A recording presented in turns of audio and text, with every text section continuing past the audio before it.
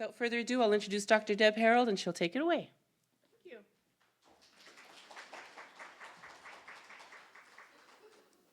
Hi, everyone. Can you hear me towards the back? All right. I'll try not to wander too far. I'm a wander talker, but I will try. And if you can hear me, wave at me. I totally don't mind being interrupted or asked questions as we talk. I do expect a little bit of audience participation, so I know some of your names, so watch out. But thanks for letting me come here to talk to you tonight. That chair has wheels. Be very careful. Okay. So Dr. Matt O'Halloran is a colleague of mine. He is your local geriatrics expert, a family doctor with extra training in geriatrics, and he also participates in the palliative care team with me. So I work closely with him, and he certainly would be the expert to speak to you about preventing dementia. And I think the slide or the poster said preventing dementia and treatment or ideas on how to manage it or something like that. I'm going to talk about the preventing of dementia, but I am also going to talk about it in the context of preventing other serious illness. So I hope that still interests you all here. And I will leave the treatment of dementia to Dr. O'Halloran, and hopefully he'll present next Fireside Chat series, which will be next spring. So I'm a palliative care doctor in town. I don't know if everyone knows me. I've been here 20 plus years now, but we will not be talking about palliative care tonight. But I hope to teach you something because I learned a lot, and I used Dr. O'Halloran's papers and things that he was otherwise going to present to you. So I started to think about what I was going to present to you guys, and I started to really think about a conversation that I've had with my palliative care colleagues actually a lot about what do I imagine my own future to look like in health and illness or disease states. And honestly, if I got to pick my future, if I got to imagine my future, I would think that well, actually, I wanted to ask you, anybody willing to share with me as you think about aging and as you think about maybe getting sicker, or what does that look like to you? Scary, yeah. Go ahead. Hi. So for me, aging in my own personal choices, I feel that, first of all, I stay very active. I walk almost every day. I just joined Hiker Day, so I'll have to repeat all this, so keep going, yeah. I also keep very, very busy. I just lost a friend that was 100 years old. And one of the things she taught me about aging is to love every day, Yep. have an activity for every day, and do up your darn shoelaces. Standing, because if you don't use those things, you sure won't be able to in another 10 years. So for me, in my life of aging, I look forward to going old very gracefully, Yep. free from disease, let's hope, Yep. very active lifestyle, a good diet, and lots of family and fun. Okay, so to summarize, what Sue O'Toole is growing old gracefully, right, with lots of fun and activity and ability to do those activities, free from disease, hopefully, and then just you don't wake up one day. Okay, that sounds good. Tie your shoelaces. That was a key point. So yes, live well, laugh often, love much, all of those things, and tie your shoelaces, stay active, eat well, those sorts of things. So there you go, you gave my talk already. But like, honestly, that's exactly how I would look forward to my aging years, right? I'm going to stay active. I certainly need my, what I call my old lady glasses now. I might be slower than I used to be, but I'm going to be active. I'm going to feel well. I'm going to enjoy my days. And then one day I'm just not going to wake up, right? But like, generally I see a bunch of nods. That's how, you know, if I could write my chapter, I would write it, right? Not full of serious illness or disease. And so they talk about lifespan versus disease span. So really minimizing that disease span of the time I have something and maximizing the non-disease span of my time. And I think that's fair. But the unfortunate thing is really only one of us in this room will not wake up one morning and have that kind of sudden death. Everybody else will have something where we see it coming and therefore live a period of time with some sort of serious illness or disease.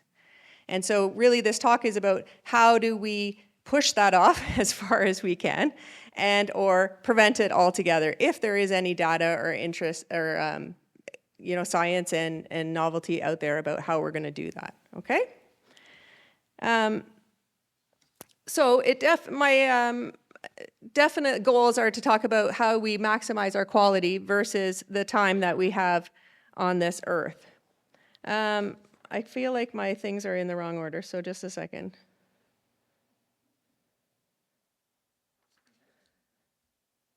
Okay.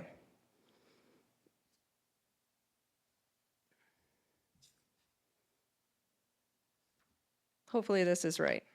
I should have numbered my things. That's a learning point for next time, okay?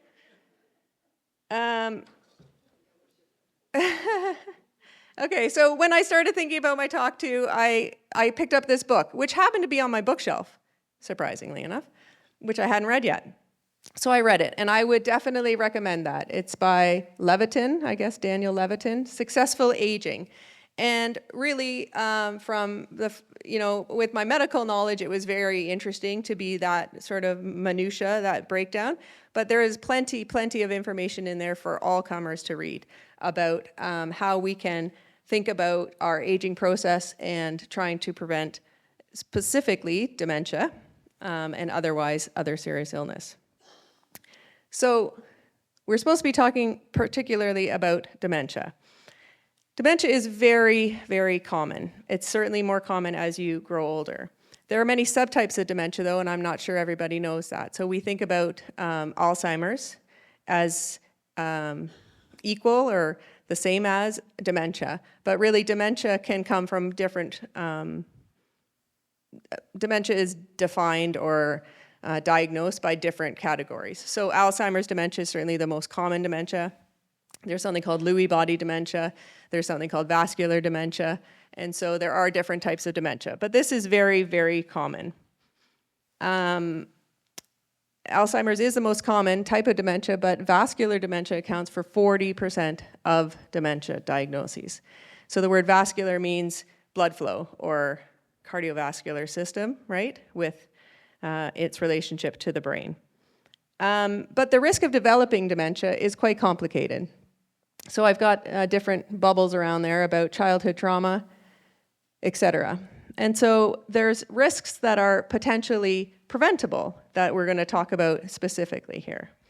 The childhood trauma is really all about whether or not you've suffered any head trauma, and specifically concussions, and specifically as in your younger years and in your adolescence, your young adulthood. And so we can't turn back time.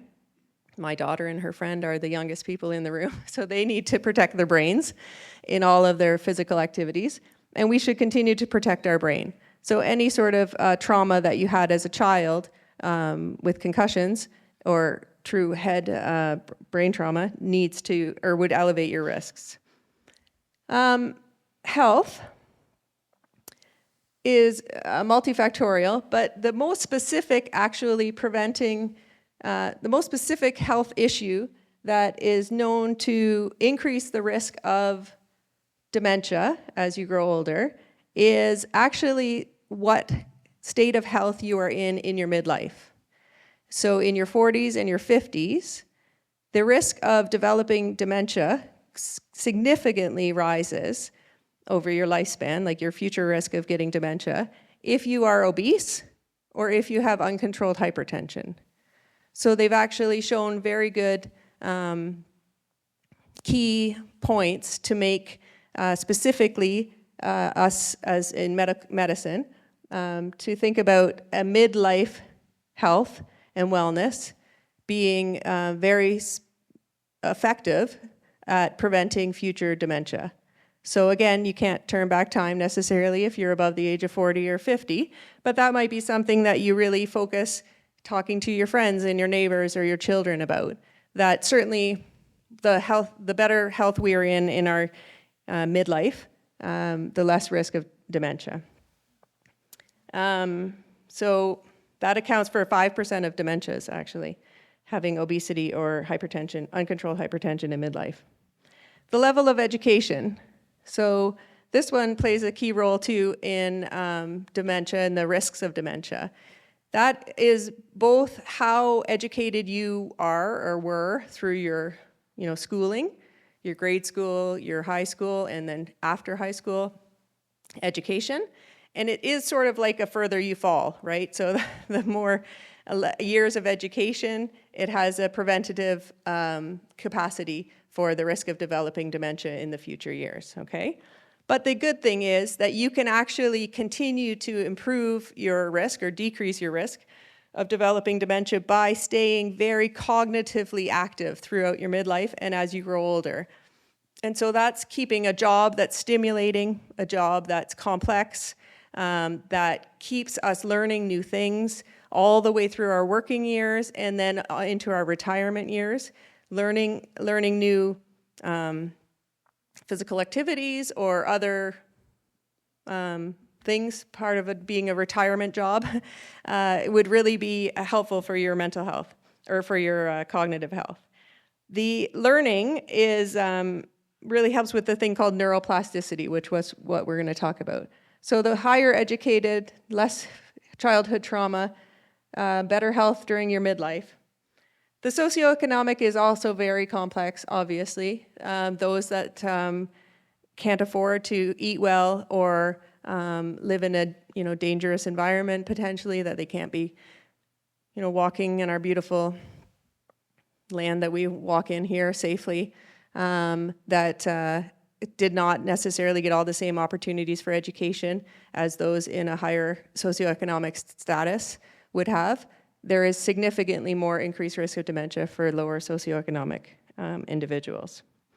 Exposures or environment are some of the toxins that we're exposed to, and probably some of the drugs that we're exposed to. And that's something that we're really learning about many, many years after exposure to different drugs. And we're going to talk more about that as this talk goes on. And so the difficulty is that with all of these variables, the other thing I'm going to say about health is that there is actually in some of the summary studies that Dr. O'Halloran shared with me, there is interesting actual data for the doctor, the only doctor I think in the room, and the nurse practitioner, is that if you've had a stroke, your risk of dementia goes up twofold. These sorts of things. The risks of dementia increase steadily with diseases like atrial fibrillation and coronary artery disease, congestive heart failure. Any of these vascular diseases significantly increase your risk, between 27 and 60%.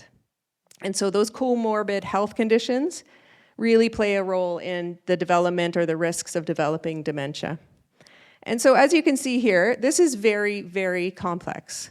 This isn't one simple thing that, like, if we all learn Sudoku, we're not going to get demented, right? If we can do our Wordle in 3 or less, we're not going to get demented, right?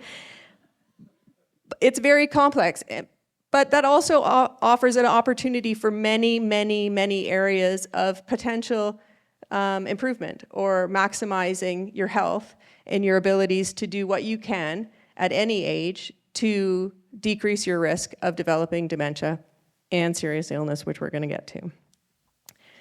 So that seems like maybe an overwhelmingly bad story, that these things happened maybe years ago, and what am I going to do about this now? But the good news is actually that statistically, the incidence of dementia in North America is actually decreasing. So the numbers of people with dementia is increasing just because the aging population number is bigger, but the percentage of the aging people, so the incidence of dementia, is actually decreasing significantly. And so epidemiologically, we're studying this, which means like on a big scale, right? What are we doing right? How are we making an effect on this when we don't really understand what is the most important factor and what are we doing right?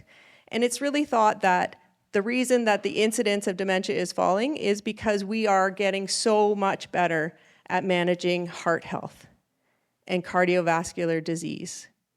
And generally speaking, that alone is making a big, big difference.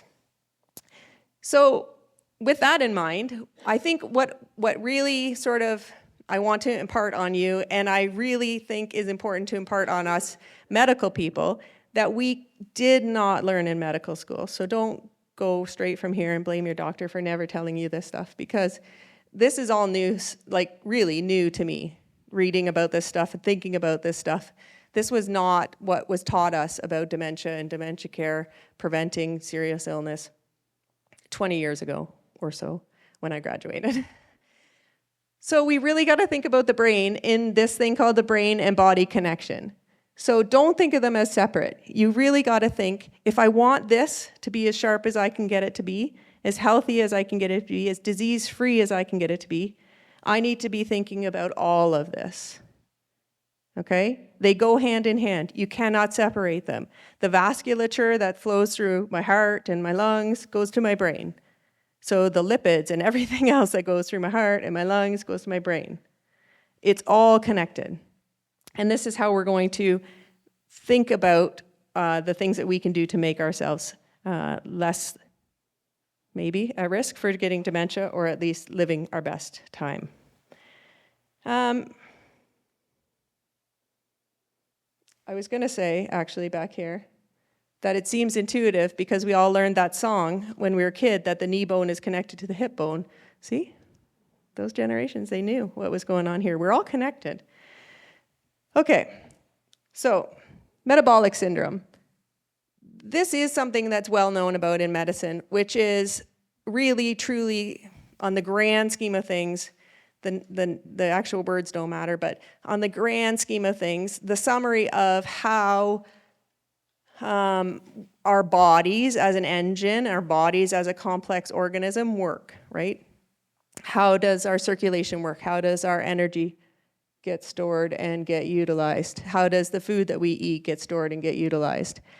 And metabolic syndrome is a state of inflammation, elevated cortisol levels, elevated or ineffective insulin, and an imbalance of the immune system. And so the whole of us, is not balanced.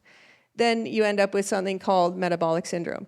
And this is a diagram from the internet, or from wherever my daughter found it, because she helped me with these slides, thank you, that shows all of the issues that can happen when you suffer from metabolic syndrome, or you have this imbalance of the whole body.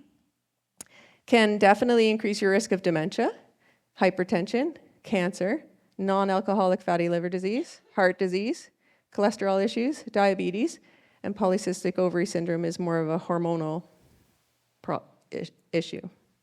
And so you can see how complex it is, but also how maybe, again, all of these things that we hope we don't get, all of those serious illnesses, could be managed if we actually just think about how are we going to make sure we don't get or we manage metabolic syndrome. So we all need to find our balance. Now, I'm not here to lecture you, and I am here to lecture you. I'm not here to lecture you specifically about changing your life or your lifestyle, but I am here to just ask you to consider where it is on this balance of healthy living and healthy lifestyle you currently reside, and what you could do maybe, or willing to do, or interested in doing on finding that new homeostasis and that new balance for yourself, for your own holistic body health, and therefore to decrease your risk of all of these serious illnesses. So how do we understand metabolic syndrome and the effect that all these things potentially have on our health? We really have to go back to the building blocks of us. So we are made up of DNA and genes, right? And a bunch of cells, with all of our cells have a cell nucleus, as my daughter learned, with DNA inside it, with genes, okay? All of these things that we might have learned about in school. But the genes are analogous to the actors on the set. The gene expression and what these genes are going to, my genes are different than your genes, are different than everyone's, right? Everybody has their own unique set. But the genes and how my genes are going to express themselves over time and how they are going to be responsible for my health and my illnesses or my wellness is really about the lines that the actors are given and or the way that the actor chooses to deliver their lines. So you can't change your genes, but your genes are innately in us, and they don't necessarily do what they're supposed to do until they're either turned on to do it or manipulated in some way to do it. And so we have control. We have the writers for the screen sets, and we have a director and those sorts of things to really teach us and tell our genes what you want them to do to work in your favor and not to work against you. We need to use these factors to optimize the delivery of health and wellness on a cellular level. And that's just saying that certainly we can control a number of things in our environment, in our culture, and in our opportunities to manipulate and to support the effectiveness of your genes in promoting your own health from the inside out. Okay, so now it's your turn. Shout out to me if you can, and I have to repeat them, so hopefully I get them all. What could you imagine that may be health promoting that you learned about, either from your mother or from the TV or from health class back in school? What can you imagine? Just in general, what's a positive lifestyle thing that you can do for your own health? An apple a day keeps the doctor away. Keep it moving. Exercise, yeah. Don't overdo it. Good. Water. Sleep. Effective sleep. Oh. Eat everything on your plate that is placed well with moderation. Yes, thank you, Linda. Social life. Good. I love that. So really what this whole talk taught me was the motherhood and apple pie statements that we all have grown up with and we hear and we know are exactly what you have to do. Okay? It's not fancy, but it is really that simple. Those applehood and motherhood pie statements, or motherhood and apple pie statements from the past. And so you can see that these are things that I didn't learn about in medical school, okay? Also things that your doctor probably innately knows, just like you know them, but doesn't know how to effectively translate them to you to really understand how this is benefiting you and your overall health. So my question is, if you know all these things, why do you come to us as your doctor to ask us what to do?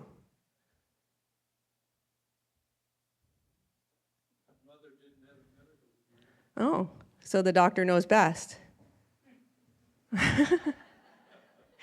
Okay. Yep.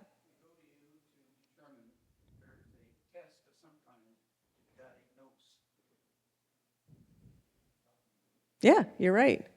So oftentimes you're there for rule out the bad stuff, diagnose something. Is there a test for me? How to prove that I'm healthy or diagnose me with something that would be concerning? Yeah. Yes. So the question was, is the MOCA test a good test to determine dementia, is what you're asking? Cognitive impairment?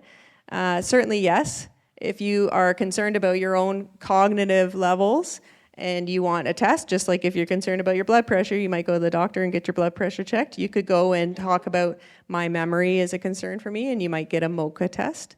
That's a very validated, specific questions that we ask, and they're the same all the time, so you can study. But yes, that is a very validated test to help us. But it's very dependent on your level of education and so many other factors which I learned about in reading here. So we'll talk about that. Anyway, it really begs the question that I think all of us would like the quick fix. We all wanted to come to this talk and hear, oh, it's vitamin E, or oh, it's, this antioxidant, or oh, it's early use of the dementia drugs, before you even have dementia to prevent dementia or something. But unfortunately, that's not the case. And Dr. O'Halloran, I think, was a bit scared of giving this talk because he said, what am I going to say? There's nothing you can do. But there is plenty you can do. But certainly there isn't just one thing. It's not one magic thing, a certain percentage of protein in your diet. There is no one magic fix. If somebody offers you a magic fix, I would be skeptical. Obviously, dementia is very complicated, and your health is super complicated. And so medicine these days, I think, is harder and harder to really practice and practice well, in that the more we learn about the body, the more it becomes what I call N=1, which means in a study that what would suit me wouldn't suit you, wouldn't suit you, wouldn't suit you. It doesn't necessarily have the same effect on your body as my body. They're so complicated that every single intervention and every single drug and every single thing that we're going to talk about is specific for me and might not work the same for you. And that is overwhelmingly hard when you're trying to take care of 1,000 people and everybody just wants the answer. So I enjoyed learning about this kind of thing, and here's what I'm going to sum up for you about what I learned.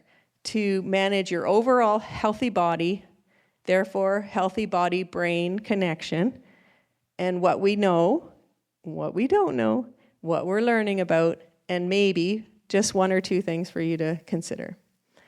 So this is low-lying fruit. If you smoke, quit. It doesn't matter how old you are. If you quit today, you will benefit. You'll benefit tomorrow already. You'll benefit 6 months from now and a year from now with respect to your breathing. You will decrease your risk of dying from COPD. So if you smoke, you have a 30 times increased risk of getting lung cancer. And also, what you might not know, is there's 16 other types of cancer that are associated with smoking. It's head and neck, it's oral, it's esophageal, it's stomach, it's bladder, it's breast, it's colon, everything, okay? So you just got to quit. Now, I know it's not that easy, and there's plenty of other things that we can do to help you quit, but quitting matters, and quitting at any age matters. The other thing, the statistic that I read, was Alzheimer's disease, and the risk of developing Alzheimer's disease is dose-dependent on smoking history. So if you have 30 pack years of smoking, which is a pack a day for 30 years, versus somebody with 20 pack years of smoking, so quit 10 years earlier than you, they would have significantly less risk. And so it's per cigarette years and things like that. So the earlier you quit, the longer years you'll have of not accumulating that risk. And we think that the effect of nicotine into smoking and all the other toxins and chemicals in cigarettes certainly have a vascular effect, which we know about and we've studied about, but they probably have a way bigger effect on the entire balance of this unique body. And specifically, I'm going to talk a little bit more about this, but we have body systems within each system, which is just crazy to me. Like, it was hard enough learning what the lungs do and what the heart does and what the stomach does and digestion and pancreas and things like that. But within the gut and the concept of the gut microbiome, there's a whole living world inside the gut. There's a whole living world inside the lungs. And smoking certainly changes that and changes it negatively, probably by causing an imbalance or an imbalance in that homeostasis. So if you quit smoking, you decrease your risk of getting lung cancer by 50% at 10 years, and other cancers 50% by 5 years, so things like esophageal cancer, So quitting matters. There's no goodness to cigarettes. This is about vaccines. So this was something I totally didn't think about, but obviously we get vaccines for different things. We're offered vaccines at least for different things.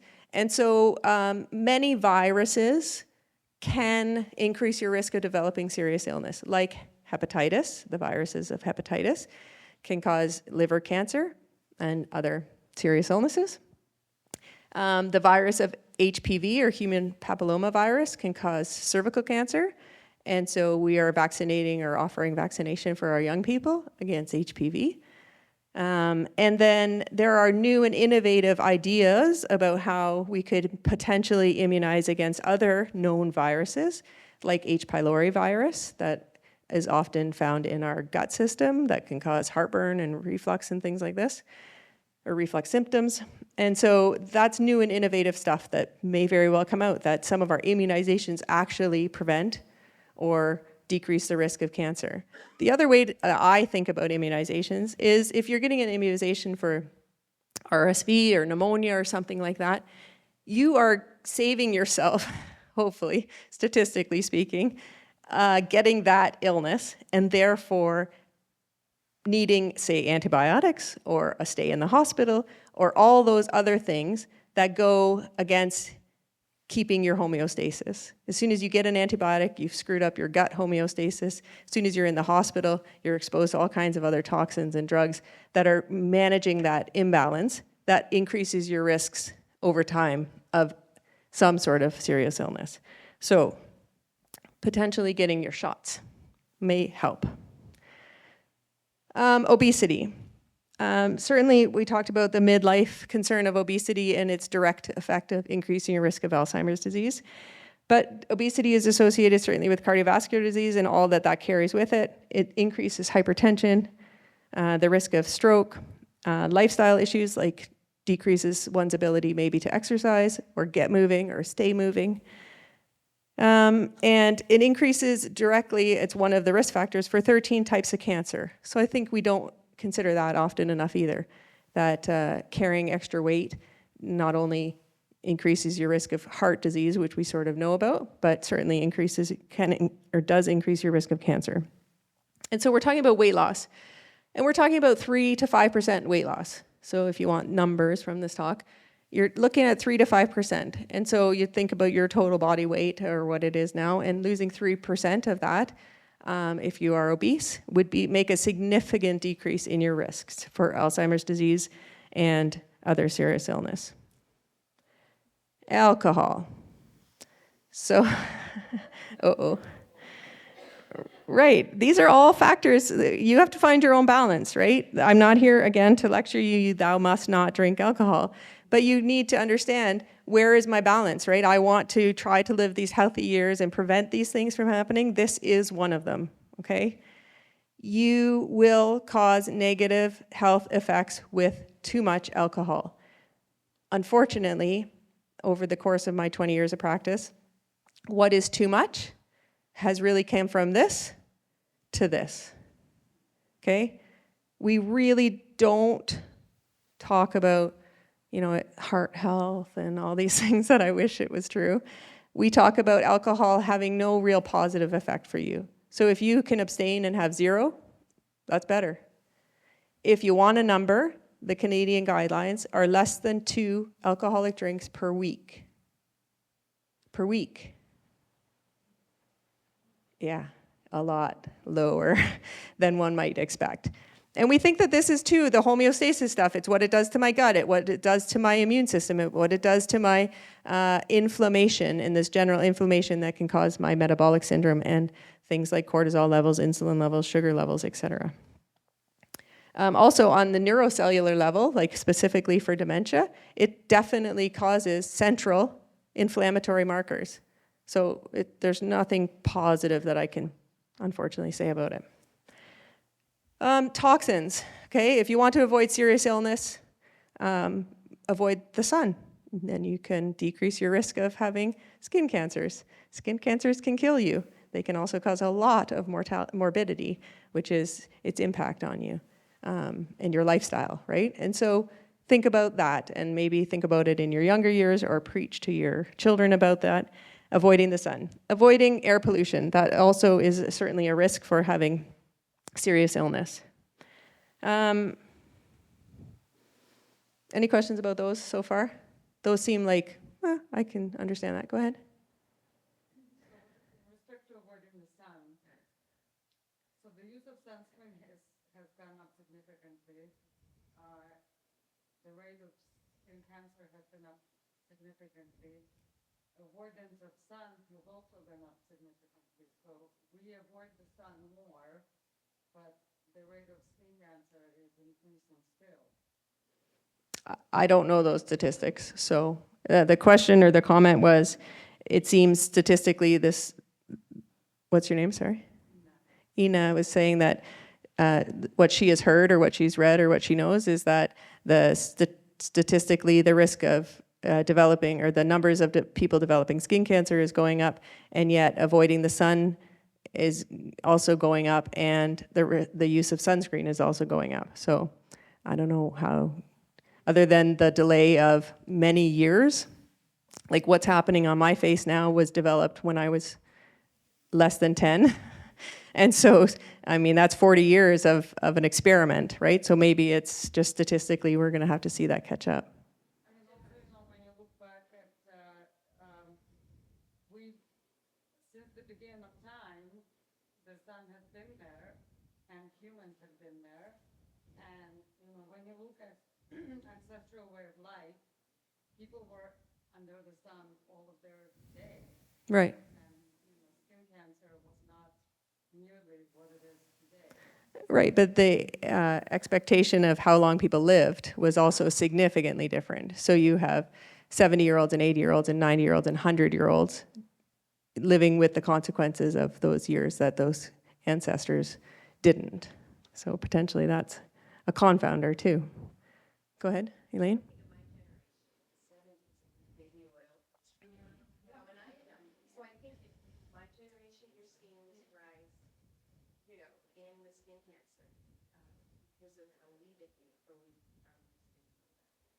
Yep. Lots of factors, right? So complicated, right? And you can't just look at one person or, the whole global exposure, years of exposure, how, you know, latitude, longitude, all this sort of thing. Yeah, air pollution, everything. Go ahead. Yes and no. So, what is the question? The answer is yes and no. Is dementia genetic? So, yes.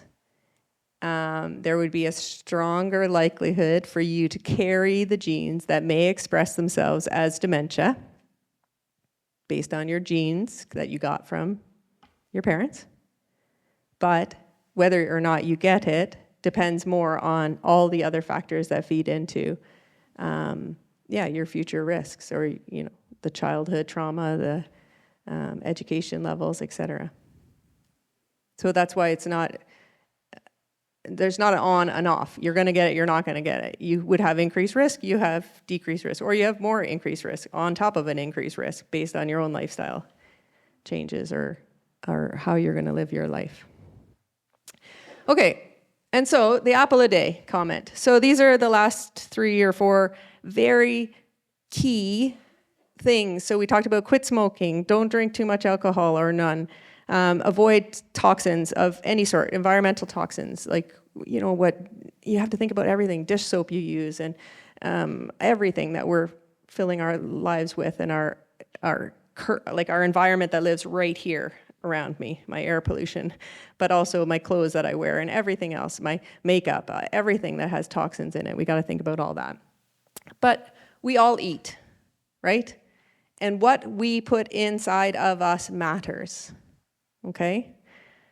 And so there's some old ideas and some new ideas about diet. So my dad is well known for saying, like, oh yeah, today, and so my parents have 3 children, and 2 of us are doctors. They were not doctors, they were teachers. But he says, oh sure, yeah, today an apple a day will keep the doctor away. Tomorrow, it'll be bad for me, right? Everything comes and goes and comes and goes. But I will say that I think the apple a day is pretty safe for you. It's very complex to study diet. And we'd be very hard pressed to think that even 2 people that live in the same home eat the same things. even if we did eat all the same things in a controlled experiment, what my body's going to do with the apple and somebody else's body's going to do with the apple is going to be uniquely different. And this is how complicated it gets.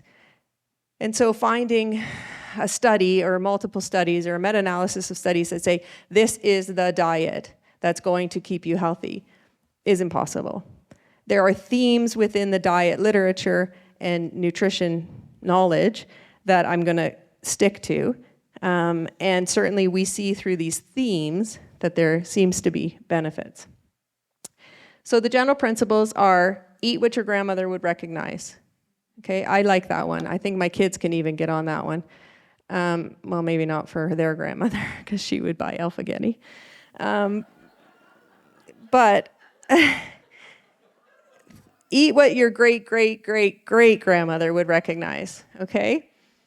And even the chicken finger she wouldn't necessarily recognize, but the chicken she might, okay? So there's better ways to get the same food, okay?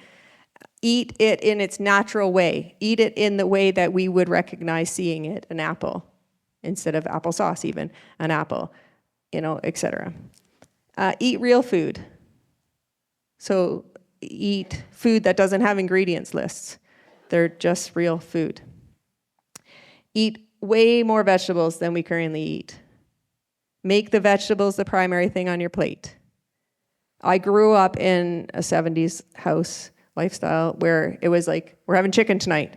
With chicken, we have potatoes and we have broccoli. Okay. And that's healthy eating, right? And it's not unhealthy eating, but perhaps I need to rethink that to be, I am making a salad. Oh, and I'm going to add some chicken on my salad, right? So it's just a brain warp about making the vegetables your primary thing that you're going to eat. Eat less meat, especially red meat. Okay? Is red meat bad for you? No, not directly. But it is harder on your body to maintain its homeostasis when you're eating majority of red meat. So eat less red meat, eat less meat, eat more vegetables. I was just talking to someone who said, even if you can just put meat on your plate once a day instead of 3 times a day, that would be a huge difference for you, right? Eat it twice a day instead of 3 times a day, something like that. But you can make minor changes and make a big difference. Eat whole grains, and that means eating more fiber. I am learning so much about fiber. I think it's very interesting, but maybe not to everyone. Anyway, we don't eat enough fiber. Completely don't eat enough fiber. Even if we try to eat enough fiber, we probably don't eat enough fiber. So just eat fiber. Get it into you. Those are complex carbohydrates. Your gut will thank you. And if you need to know what is fiber, Google. Tell me the top 10 foods with fiber, and it will teach you, okay? Avoid processed food. Again, the cheese, although, not in its natural milk and butter, let's say, it is better for you than the processed cheese slice, obviously, okay? So eat less processed food. Eat less things that come in boxes. And so I knew this stuff in general, and I think we all innately know in general, but I am taking the opportunity over and over now to really think about how these things are making a difference in my own body. I am listening to podcasts and reading books, and I can show you the books or tell you about the podcast if you need to know, want to know. But there's so much interesting stuff that's coming out about the gut microbiome and the foods that we eat and the effect that they directly have on our gut. And so I'm going to teach you just very simply a couple of things about the gut microbiome that I think is super interesting. And so the gut microbiome is really understanding that your gut starts here and ends there, okay? It is a long tube with lots of twists and turns and some holding tanks and things like this. But it is all contiguous. It comes from up here and it ends up down there. And that's what I'm talking about, your gut. And what we've been learning more and more and more about, and when I Googled this when I doctor Googled, so into the doctor, the actual papers and research, every single thing that I ever learned about in med school is being relearned about, when it in the context of your gut microbiome. So ICU stays in the gut microbiome, asthma in the gut microbiome, autism in the gut microbiome, lung cancer in the gut microbiome. Oh, and then there's a thing called lung microbiome. What the heck? Like, the complexity of how we're seeing these diseases and these illnesses or these hospitalizations and drugs that we use is going from sort of this level to the cellular level, to really how is this affecting my cellular makeup and my microbiome. So microbiome really is the fact that between here and your bum is a living world all to its own that we don't understand a whole lot about yet. And it's made up of 100 trillion bacteria. So when I said this to one of our local internists, I was like, I just think this is so cool. This gut microbiome. We didn't learn any of this in medical school, and he's older than me, so he was like, nope, not me either. But he said, yeah, isn't that interesting? There are more things living inside of you than make up you. There are more bacteria in your gut than actual cells in your body to make up your eyes and your hair and your cheeks and your this and your that and your other thing. Like, so maybe we should start paying attention. Like, holy smokes, that's pretty complex, okay? So these gut microbiomes are these bacteria, 100 trillion of them, they have a life of their own, they have a life expectancy of their own, they have a job of their own. They need to be cared for and nurtured just as much as my skin cell from the sun or anything else, okay? And so there's good and bad bacteria.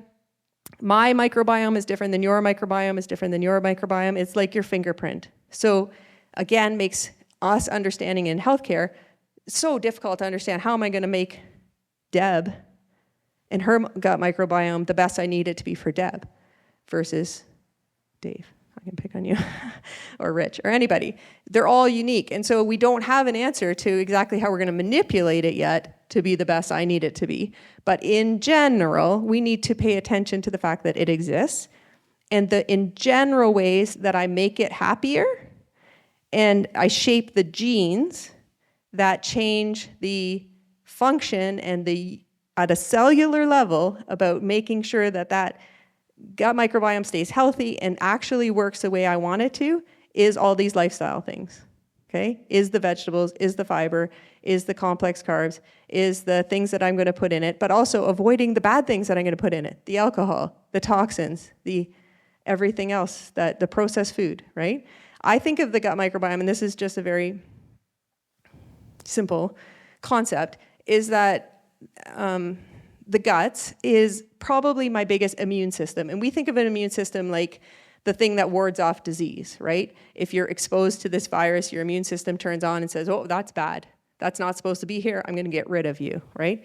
And if you have a functional immune system, it's really good at picking up the bad and getting rid of it and keeping you healthy, right? The gut is probably your most surface area exposed to the outside world. We need to think of that. From there to there, it's open to the outside world. It's getting all of our exposures.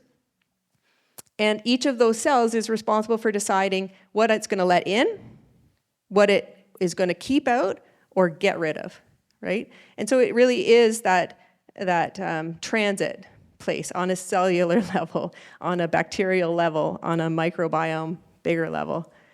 And so each of those cells needs to be smart, able, not distracted, well taught on how to do its job. And if you feed it a bunch of, say, processed food, where it's like, oh my God, that's garbage. Like, oh, I don't want that. I got to get rid of that. Oh my gosh, look what he's throwing at me here. And it's very busy. Your immune system of your gut is very busy seeing all of these asteroids coming at them, right? And trying to protect you. It very well may be too busy or damaged or distracted to see cancer go by or something else that would be harmful get in. And so the less distractions you give it, the more healthy abilities to be as healthy and as able as they can be on a cellular level, you're actually making your health that much better. The gut microbiome is shaped by our genes, but also culture and environment opportunity. There's so much interesting data out there about it comes from who your parents were, how you were birthed, C-section versus vaginal delivery, childhood food exposures and antibiotic exposures, whether you lived with pets, and who you live with now. So obviously this is very, very complicated. Trying to maintain your own balance is going to be your best bet. With respect to diet, there are really no supplements or antioxidants that have risen to the top to say if you only take this, you're not going to get dementia, you're not going to get cancer, you're going to live healthy, etc. Eat food. Eat real food. Eat good food, and you will get your best sources of supplements and micronutrients and things like that. Okay, the good news about gut microbiome, which I also didn't know, is that making any significant or any change in your own lifestyle, in your own diet, will make a positive change or a change in your gut microbiome within days. This isn't something you were born with, and this is constantly ever changing. And so the changes that you would make today in your diet to feed it real food, to take care of your guts, to not expose them to antibiotics and other multiple drugs that can affect your gut microbiome, these things will make a difference quickly. Exercise.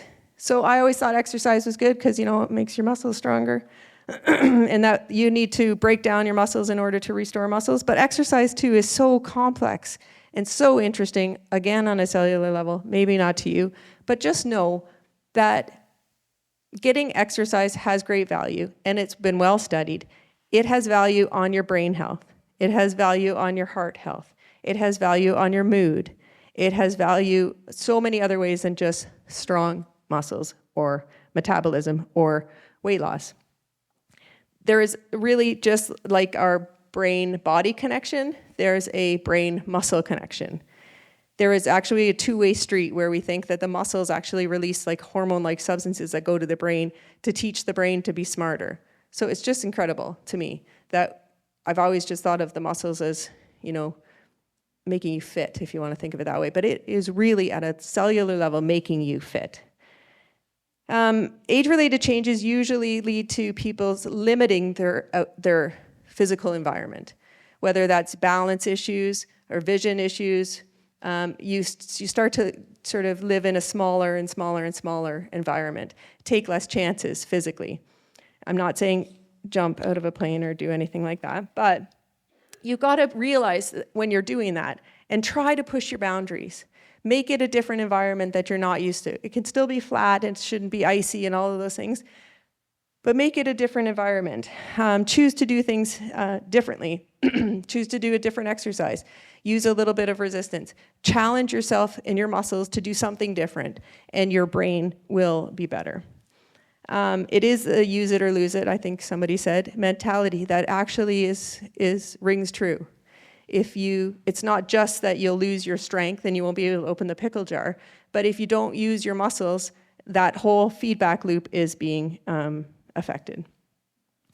I put it here, there's new evidence that exercise increases the effectiveness of astrocytes, which are a cell in your brain. Like, what?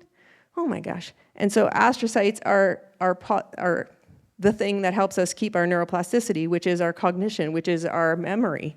And so actually doing exercises improves your memory. And sarcopenia, which is the loss of muscle over time, that can be reversed just by exercising and moving. These things are fixable just with some slight changes. So it said, one of the stats was age-related mortality in an inactive person was 27 per 100,000 person years, the risk of death. But if you take that same population and you get them to be just lightly active, which is walking, parking further away at the grocery store, maybe doing some sit-stands or step-ups, I said.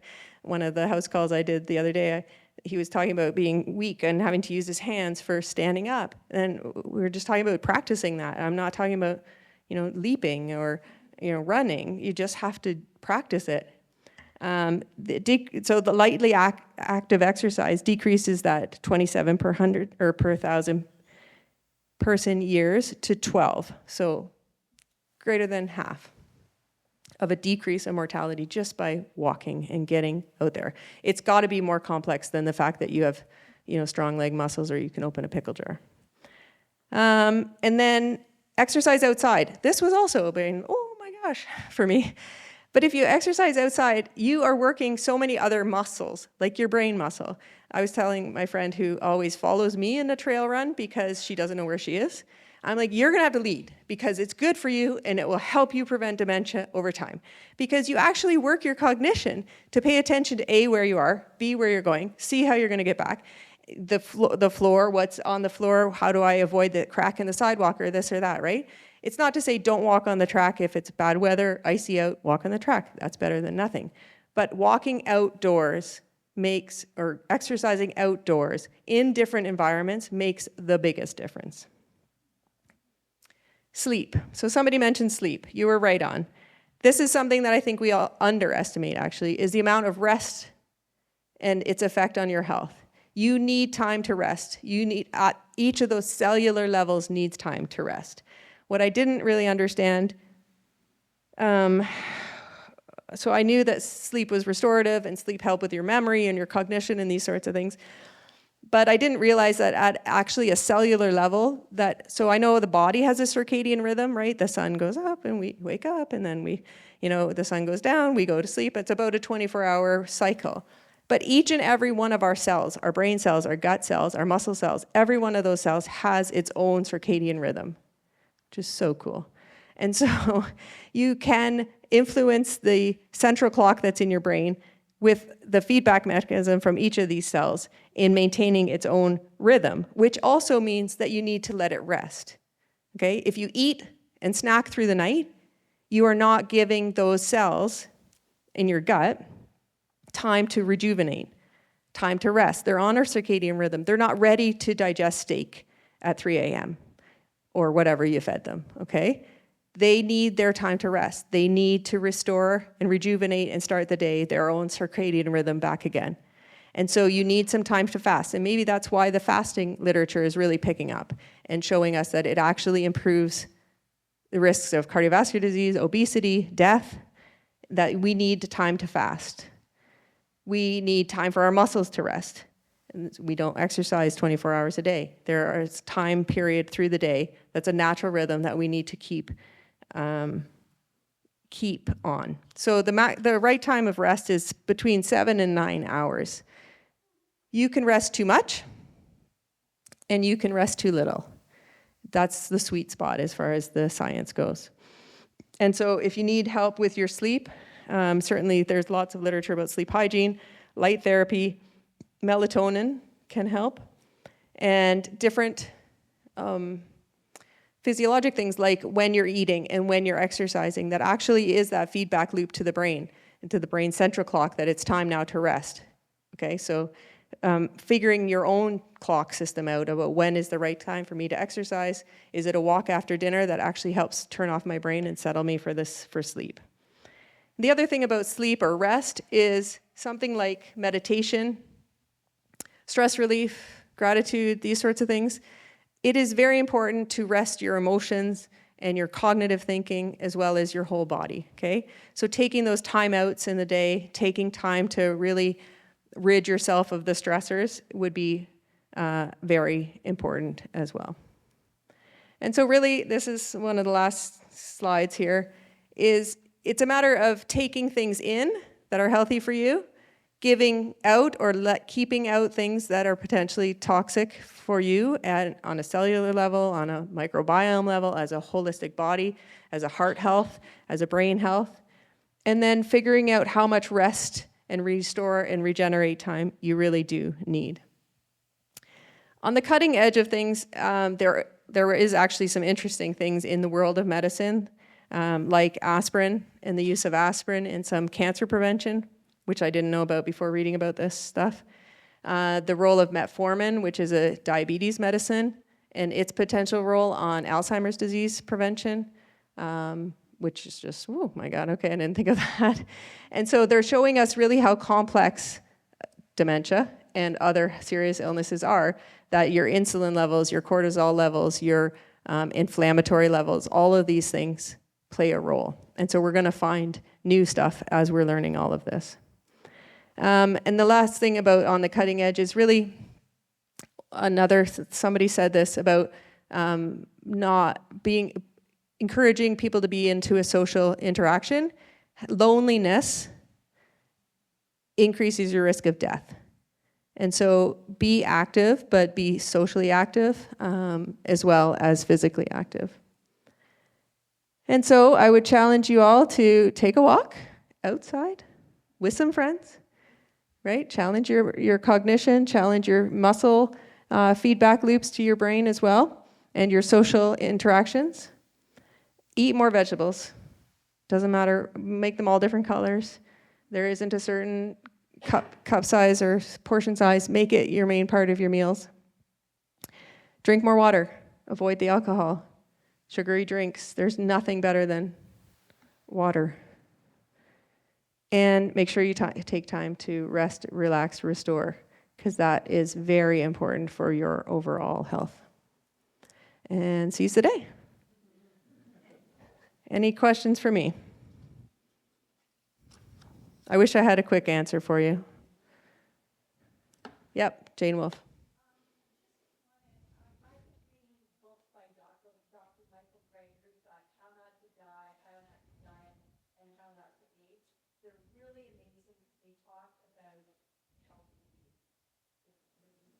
Michael Greger, yeah. So Jane's just saying,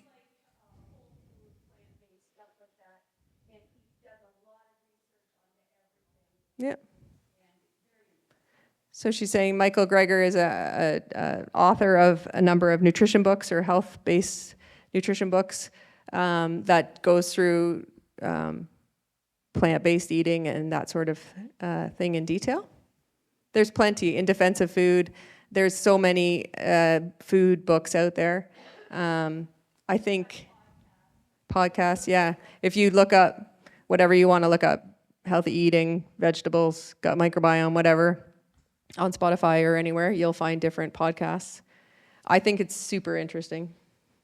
Do you know of any drug or medication that improves one's memory and also fights dementia? Do I know of any drug or medication that fights dementia or improves dementia? Improves memory? No. No. No. The trouble is that it's that complex. It's that complex. And so, do we have dementia drugs? Yes. They were touted to decrease to increase the time of independent living and therefore stave off the need for residential living, like long-term care and supports. That's what the outcome was. It wasn't better memory.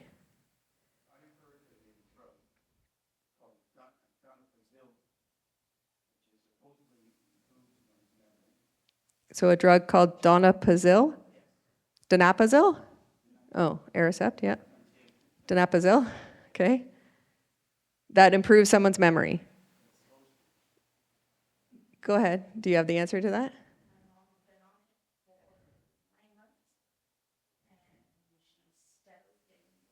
Yeah, so somebody's saying that their parent is on it and steadily getting worse. So I guess this is a perfect example of N equals 1, right? I've heard it works. I don't think it works. Everybody will be different. Could it potentially improve somebody's memory? It doesn't really make you better at the MOCA, let's say. If MOCA is the measurement of memory, it will not improve a MOCA. No. Donepezil will not do that. But donepezil may improve someone's sleep, somebody's mood, somebody's ability to live more healthy in their in their home environment before needing more supports. Go ahead. You didn't mention anything about sleep apnea, and I think that lack of oxygen for periodic times has an effect on the brain. Absolutely. So the question or comment was, I didn't mention about sleep apnea. Sleep, effective sleep for 7 to 9 hours every night is important. How you get that is multifactorial, right? Hopefully not with sleeping drugs. But so if you have sleep apnea, therefore you're not sleeping for restful sleep for 7 to 9 hours, you need to treat your sleep apnea. Yes. You need dark curtains, you need melatonin, you need anything that makes you sleep more effectively for those 7 to 9 hours. But sleep apnea is a totally new talk, but maybe next year. Neurologic effects, absolutely. Every single one of these is its direct effect on your cells and its feedback to your brain to make your brain healthy and happy. It's incredible. Go ahead, Sue. In the medical journal, has there ever been any correlation with stress in one's life and dementia being kind of running side by side, but with stress with dementia? So the question is there anything in the medical journals that show a correlation, I'll use that word, between stress or a stressful event in someone's life and dementia? Briefly, no, not that I've read about like the risk of developing dementia after a divorce or something, or a stressful time increases by this fold. Not like that. But every single thing you read about here is about childhood trauma or previous trauma in your younger years and its effect on your genes and its effect on your homeostasis and its effect therefore on your gut microbiome, on what you eat, how obese you are. Like, oh my God. But that's the trouble. So yeah, will stress have a negative impact? Definitely. But there's no one paper or one number that I can say it would do this. So regarding the fasting you were talking about, Yep. what is the optimum period? How many days? Like 12 hours, 14 hours? The trouble is it's independent. It's dependent on you. Probably more than you do. So even if you expand your fasting window to 1 hour more, i.e., like get up and start eating at 8 and, finish by 6. That's probably a better window than getting up and eating at 8 and finishing at 9. It's just a matter of your gut needs time to fast. Your cells need time to rest. They have a lot of work to do, and they need time to do it. So getting up and having a midnight snack is not good for you, let alone the calories. It's just not good for you. Go ahead. First, I'm very grateful to hear this kind of information from doctor. And I think if more doctors follow this kind of approach to health, our government's budget on healthcare would plummet. Mm-hmm. So thank you very much. So the comment is just, this coming from a doctor is unique potentially, and it would be maybe helpful for our overall healthcare budget if we took this to heart in our practices and try to teach about this. The trouble is, it's hard to teach and hard to impact, but little bits. Is there a reason, and you mentioned, I guess when you were in med school, this sort of thing was not presented for you. Do you know if the curriculum has changed currently?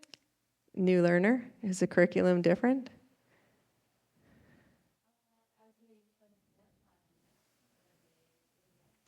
Like of homeostasis and balance and exercise and diet and its effect on all different levels. So they spend more time learning about that. But, maybe I'm just getting more cynical with age, but I really think medical school is disease learning. Like everything we learned was based on a disease, and then you learn the pathophysiology, the incidence, the treatment, and disease, and we don't learn all the motherhood and apple pie statements, like we should move more. How does that really affect us? And we're just learning, like, it's not that the science, like, we could have learned it before, we never asked the question. We were just like, it helps your heart health. But now we're like, whoa, no kidding. It helps like everything health. Yep. How much sun exposure on your skin without using a sunscreen? I have no idea. So the question is, how much sun exposure is healthy without using a sunscreen? Again, less is, I think, fundamentally less is better. Living with no sun is bad because you need vitamin D and these sorts of things. Living with too much sun is potentially bad. Exposing yourself to sunscreens which have toxins in it is potentially bad. So can you limit your sun exposure in a safe way? Wear a hat, be outside. Like, I don't know, it's so modifiable. There is no number. I think in regards to that, it's when you're exposed to sun that plays a bigger role. So the angle of the sun in a day and things like that. You want to be exposed to sun in the morning, so from sunrise to about 10:30, 11 a.m., and then at about 4 p.m. to sunset. That's when the UV rays are minimal, and that's when you're getting the beneficial rays that you need, like the red light, the infrared wavelengths that we need from the sun. And that's why hiding completely from the sun is actually damaging your health, vitamin D levels and other things. And also, the sun exposure will affect your sleep, because when you get exposure to sun early in the morning, it starts the clock ticking when your melatonin will be produced later in the night. She's right. So she's talking about the timing of sun exposure, the degree of sun exposure, the angle of the sun, the time of the year. All of that will play a factor of how much sun or how little sun is good for you or potentially harmful for you. But it gets so complicated. Like, it really is about the circadian rhythm of your brain cell and whether you're going to sleep that night and what your melatonin level is and the circadian rhythm of your muscles, because now you're active and you're moving because you're outside and you're giving that feedback all the time that it's day, I'm moving, I'm going to make my brain healthier. Like, I would rather you go out and exercise with a hat on if you have to go in the middle of the day than not going because it happens to be the middle of the day with higher sun. So it's all risk management. I'm supposed to finish, so go ahead, you're the last one. Mm-hmm. I